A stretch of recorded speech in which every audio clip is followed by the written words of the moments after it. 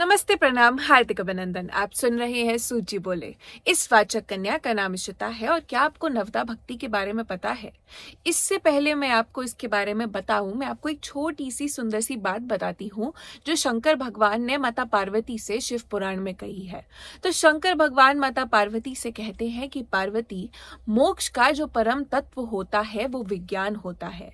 विज्ञान मतलब टेक्नोलॉजी नहीं, विज्ञान मतलब वो कि जिसके उदय होने से अहम ब्रह्मास्मि का ज्ञान मिले, यानी कि मैं ब्रह्म हूँ।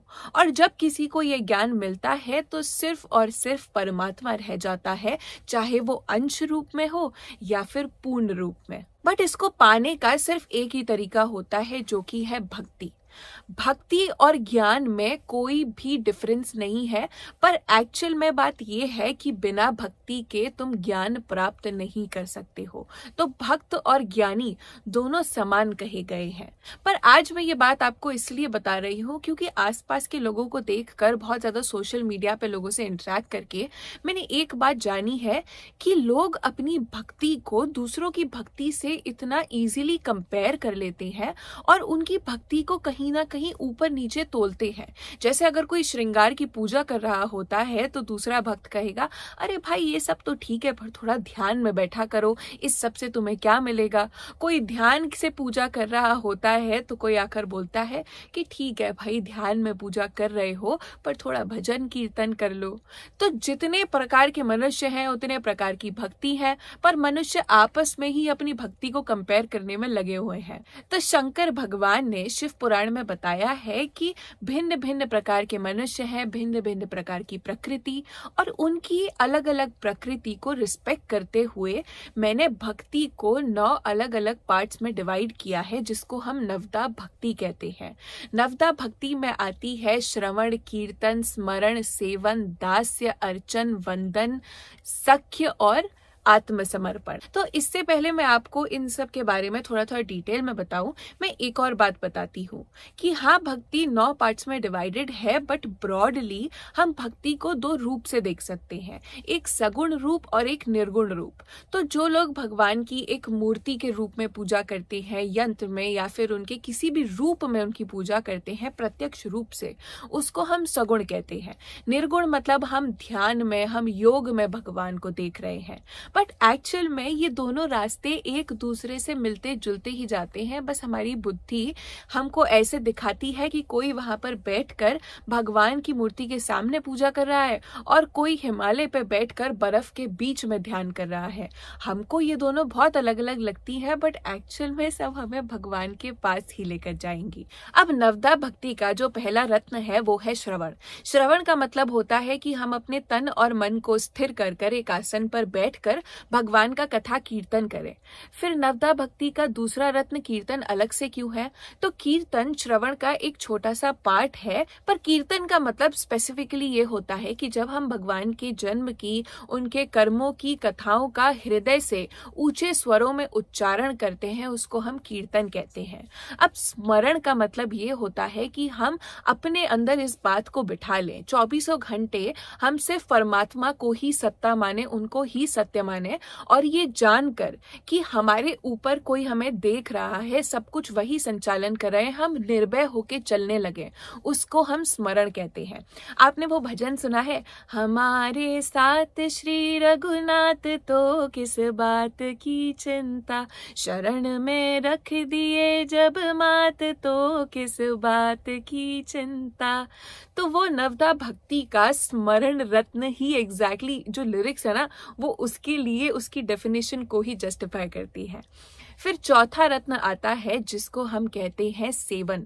जब हम भगवान को पूर्ण रूप से सुबह से लेकर शाम तक उनकी सेवा करें, उसको हम सेवन कहते हैं। अब सेवा सिर्फ एक रूप से नहीं हो सकती। भगवान को स्वामी बनाकर, उनको प्रभु बनाकर, उनको अपना सखा बनाकर उनकी सेवा हो सकती है। आपने देखा होगा कि आजकल लोग सखा स्वरूप में में लट्टू गोपाल को अपने पास रखते हैं, दोस्त की तरह उनसे बातें करते हैं, उनकी सेवा करते हैं, खाना पीना अच्छे अच्छे व्यंजन बनाते हैं, उनको खिलाते हैं, तो उसको हम सेवन कहते हैं। बट जो दास से जो 5वां नवदा भक्ति का रत्न है वो एक स्पेसिफिक टाइप का सेवन है, जिसमें हम भगवान को एक स्वामी के रूप में देखते हैं और हम अपने आप को उनका दास मानते हैं।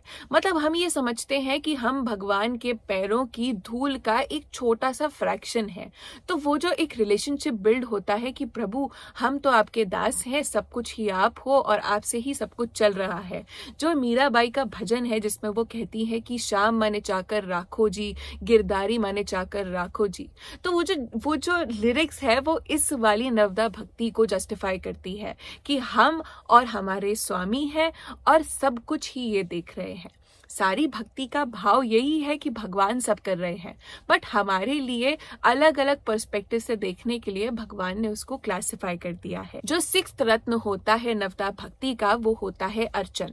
अब अर्चन का मतलब होता है जब हम शास्त्रीय विधि विधान से भगवान की पूजा करें, चाहे वो 16 उपचारकों से हो, फल फूल से हो, किसी भी चीज से हो। तो अर्चन में स्पेसिफिकली ये मेंशन होता है कि हम अपने धन से, अपने धान्य से, अपने वैभव के हिसाब से भगवान की शास्त्रीय विधि विधान से पूजा करें। अब जो 7th रत्न होता है नवदा भक्ति का, जिसको हम वंदन कहते हैं, उसका मतलब ये होता है कि हम अपने मन से, ध्यान से, वाणी से भगवान के मंत्रों का उच्चारण करें और अपने शरीर के 8 अंगों को पृथ्वी से छू कर भगवान को नमस्कार करें। अब मैंने आपको स्टार्टिंग से बोला था कि भक्ति को ब्रॉडली निर्गुण और सगुण रूप से हम क्लासिफाई कर सकते हैं। सगुण मतलब भगवान हमें सामने दिख रहे हैं किसी भी रूप में, तो हम उनकी पूजा कर रहे हैं। निर्गुण मतलब योग में। तो एक बहुत ही ब्यूटीफुल रिप्रेजेंटेशन है इस चीज का कि दोनों भक्तियां एक जैसी कैसे होती हैं और हमको क्यों अलग दिखती हैं। तो वंदन में आप ये देखिए कि अगर आप भगवान को नमस्कार करते हो, दंडवत नमस्कार करोगे तो उनकी मूर्ति के सामने करोगे। बट इसी पैरेलल को अगर आप योग में देखो तो जब आप भगवान को योग में देखना चाहते हो तो एक प्रत्यक्ष रूप से ये कहते हैं कि जो सूर्य हमको दिखते हैं वो शिव है। इसी वजह से जो हमारे शरीर के राइट हैंड साइड में जो पिंगला नाड़ी होती है उसको हम सूर्य नाड़ी कहते हैं, जिसको हम शिव मानते हैं। और इसी वजह से हम भगवान का वंदन करने के लिए उनको सूर्य नमस्कार करते हैं। तो सूर्य नमस्कार के इतने सारे स्टेप्स में एक अष्टांग नमस्कार होता है जिसमें हम अपने बॉडी के 8 पार्ट्स को, मतलब 2 पैर, 2 घुटने, 2 हाथ, अपनी चिन और अपने चेस्ट को पृथ्वी से छूकर भगवान शंकर को नमस्कार करते हैं।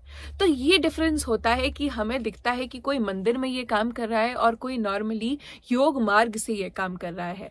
दिखने में अलग लगेंगे पर आप ये देखिए कि दोनों सिग्निफाई तो एक ही चीज करते हैं। अब जो 8वां रत्न होता है नवदा भक्ति का वो होता है सख्य। सख्य भाव वो होता है कि जब हम ये मानने लगे कि हमारे जीवन में जो भी मंगल अमंगल क्रियाएं हो रही हैं, हमारे साथ कुछ भी बुरा हुआ अच्छा हुआ, वो सब भगवान हमारे भले के लिए ही करा रहे हैं।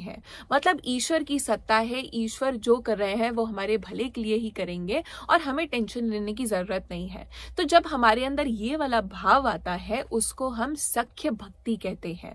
और सबसे last but the most important रत्न है आत्मसमर्पण। इस रत्न का मतलब ये होता है कि जब हम अपनी देह को, अपने से संबंधित किसी भी चीज को जिसको हम अपना कहते हैं, किसी भी वस्तु को, चाहे वो ये वस्त्र हो, पीछे रखी कोई चीज हो, मेरी ज्वेलरी हो, कुछ भी चीज हो, जब हम हर चीज को अपना ना कहकर भगवान का कहने लगते हैं, उनको अर्पित कर देते हैं, तो वो आत्मसमर्पण कहलाता है।